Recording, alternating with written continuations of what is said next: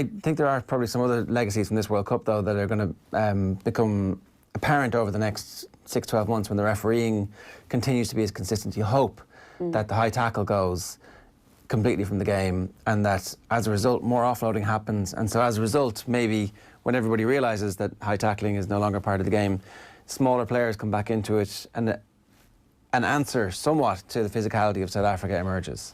Am I being stupid and a bit naive and hopeful of this? No, but I think I mean, look, it's always going to be predominantly, if you have 15 men, a lot of them are going to be big men, but there has been a few smaller guys around it. And looking at this World Cup, I mean, Cheslin Colby, if you've good enough tackle technique, I know he's probably a bit of an enigma, but he's 5'7", and he's, like, at one stage at the weekend, he shot up off his wing, tackled Vanopola, stopped his leg drive and prevented an offload. So there is an element there of, you know, if you've correct tackle technique. But I know World Rugby, from that, like their high tackle framework, they were, you know, straight out publishing the reduced concussion rates before the final. Now, seeing Kyle Sinclair go down 2 minutes into it probably didn't really help their cause, but you know, that was one of the rare actual occurrences of that during the World Cup. So the main thing with that, though, is, like you said at the very beginning, Ger, is the consistency of the refereeing in implementing it. Because I know for a lot of traditional people, they're saying, you know, there's no malicious intent with that tackle, the player is ducking, but the whole, I suppose, part or end line is that the tackler needs to be the one that's now reducing their tackle height in order to prevent these high-risk collisions. Is it going to improve the game? The game? Yeah. It's going to improve the safety of the game, is what the hope is. I guess with World Rugby, what they're hoping is that it's not going to take from the game, but it's going to improve the safety. But if you're going to ask me if it's going to improve the game. Okay, because I thought that it might have an impact in that, like, tackle height comes down, hands are still there, so the choke tackle disappears from the game, essentially, and that will allow teams to, you would hope, get hands free and keep ball alive. And teams should look to do that, as opposed to Ireland looked under Joe Schmidt to create a ruck at every available opportunity, as opposed to keeping the ball alive. And again, I think there's 2 points to that. You know, you could say, yeah, lower tackle height, then hands are more likely to be free, but playing an offloading game is a bit of a mindset as well, and Ireland didn't have that mindset. It wasn't just the way they were being tackled, because if you're playing an offloading game, it even means your first or second support, they're running support lines as opposed to running to be a first clearer. So yeah, there's a bit of a mindset to an offloading game as opposed to just how you're being tackled. And if you're not a team that looks to offload, which Ireland usually aren't, then, you know, it doesn't matter how you're being tackled. It seems like we're having a similar-ish conversation to the one we were having 4 years ago, and I think that was kind of put into view because of the way Argentina beat us 4 years ago, not just because of our injuries. That, like, why wasn't there an evolution in the Northern Hemisphere game over the last 4 years when we're having these conversations? When we look at the All Blacks winning the World Cup in 2015 with such a swashbuckling style, it seems that at the end of every World Cup it's like, well, rugby's going to get more attractive now over the next 4 years, and it never actually comes to fruition that much.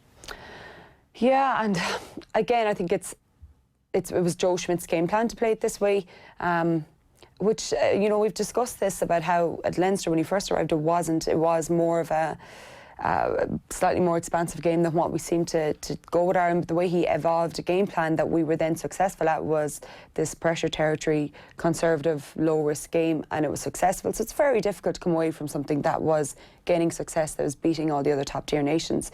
Another thing is, I suppose, if you want to implement that at national level, you know, what contact time does Joe and his management staff really have with players at camps? Probably of their playing year, you know, maybe 20% or so. I don't know exactly. But so do you need to start the provinces playing this way? Because that's where, you know, again, you can't just flick a switch and say, OK, now we're going to go to plan B if you're not implementing it most of the time at your provinces. And then you come back to little things like Adam was saying earlier, winter rugby, Northern Hemisphere, you know, you're in the sports ground, it's lash and rain, there's only one type of game you're going to be playing, or you're in Thomond Park. So there are, and I know you say, but Wales aren't as, you know, conservative, England aren't as conservative, and they have the same sort of weather issues, but you know, their provinces then aren't as successful either. So do we adopt this whole game plan within Ireland because that's the way we want the national team to play? But it's an interesting point, because if there was such an overview, and a very staunch overview in terms of players and their minutes, and they're all going to be kept under IRFU control, then was there the same analysis done of styles of coaching? Like, I don't know, I'd be very interested to hear Joe Schmidt's first interview, whenever that comes. It could be a couple of years from now, about whether or not the Irish system ground him down, whether or not his style of rugby actually changed when he came to Ireland. And if so, like, why weren't the provinces coached in a similar manner, so that not only did you have control of your players, you also had them completely indoctrinated in a way of playing that really that's what Joe Schmidt ended up doing in his camps, but perhaps they were only half indoctrinated in these systems. I don't know, it's just a theory that I have, that we've seen things. It was this Gordon Darcy's column last week talking about Stuart Lancaster and how the ability of him to have an impact at the top level with the Irish senior team was stymied a little bit because of a difference in style. That was there like full clear thinking in terms of coaching style around the provinces? Maybe it doesn't matter. Maybe the provinces should have separate coaches.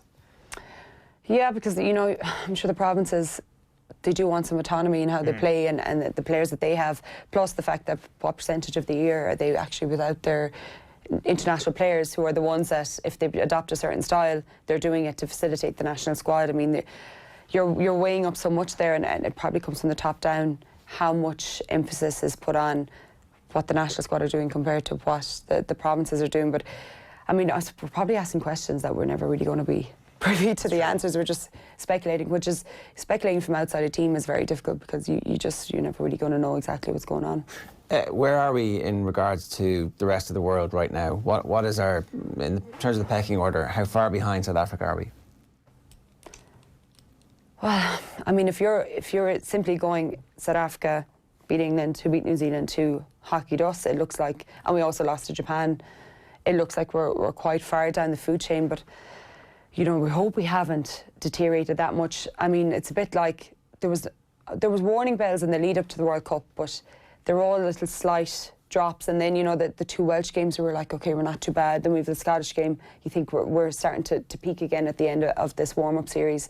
And we all thought there was a master plan. We're actually going to peak at 6-7 weeks. In England, who were up here at their warm-up games, are going to drop down. But now when you just look at it and you're trying to plot on a graph where each team is, we do look quite far off the pace. But, you know, the end of a World Cup is an end of a cycle for every team, for every squad. So when we eventually come around to 2020, you know, the fixtures have just been released, where we're going to be in 10, 11 months' time, it's the end of every team. You know, every team has going to lose players. As Eddie Jones, I think, put it, some are going to lose desire, some are going to pick up injuries, some new players are going to come through. It's the end of an era for every squad involved in this World Cup. So you're looking at some coming in with new coaches, some coming in with new players, some with slightly new styles. And it'll be very interesting to see in 10 months' time where we are. But right now, it looks like we're quite off the pace in terms of a playing style and a form, where we are in terms of form and confidence. It's a really difficult gig for Andy Farrell to walk into now, having been part of what's already happened and knowing just how important the Six Nations is for the finances of Irish rugby and the pressure that he'll be under to win immediately, while at the same time thinking, I need a little bit of time here to see exactly where we are and to try some stuff so that we're not just doing exactly what we've done over the last 4 years. Yeah, exactly. I mean, you know, immediately if he goes in and he's, you know, starts similar to what Eddie Jones had 18 months ago, that are, you know, where we've 3 losses in Six Nations, he's going to be under serious pressure, not only from outside the camp, potentially from inside the camp as well, and that's where you really don't want, because if you don't have buy-in, then you're really not going anywhere. But in 4 years' time, if we come out of another World Cup and say, oh, well, we won Six Nations and a Grand Slam, but we peaked the year before the World Cup again and we didn't learn anything new, we didn't unearth a new style or enough new young players coming through, and we're finishing at a World Cup quarter-final exit again, you know, it'll be looking back at another failure. So I think that's maybe with Irish rugby giving him the shackles, you know, someone actually saying, what are our targets, which I'm sure will come out in the review, and internally, what are our targets within the next 4 Six Nations and World Cup cycles, so that maybe he has that breathing room to say, look, you don't have to win or come top 2 or 3 in the next Six Nations. But then it's obviously he's going to have respect within the room, because, you know, the players seem to speak quite highly of him in these defensive structures. But to maintain that, if you are losing, is what's important as well. The respect within the camp, not a mind, you know, what goes on outside it. All right. What's your best memory of the World Cup? I think Japan getting out of the group, beating Scotland, just the home World Cup, the nature of the people. I've been lucky enough to have played over there a few times, obviously in much smaller crowds capacity, but they're such a nice people. I know, Owen, you witnessed that firsthand. They're such a passionate people and such good supporters that was my best highlight? Seeing as you've now completely cut off the Room Khaleesi. So everybody else can have that. I'm just too sceptical at this stage that sport is a party for a couple of days. It doesn't actually fundamentally change things. It gives an opportunity though, and if it gives people I'm not saying it's going to cure everything that's wrong in South Africa, but if it gives, you know, people who don't have a chance to smile every day, a chance to smile, well then it's not too bad. No, it's not. It's not a force for bad. It's definitely not a force for bad. The thing about Japan was that the style of play that they had was great to watch. Yeah, and Owen, when you were asking me earlier about is everyone going to adopt a South African game plan, but Japan can't because that's never going to be, you know. And I know it's a very valid question. You know, I think what Jamie Joseph there did was brilliant because he saw the players he had. We're not going to consistently win collision battles, you know, because you can't just play off an emotional high if we're going to go out and outmuscle the guys.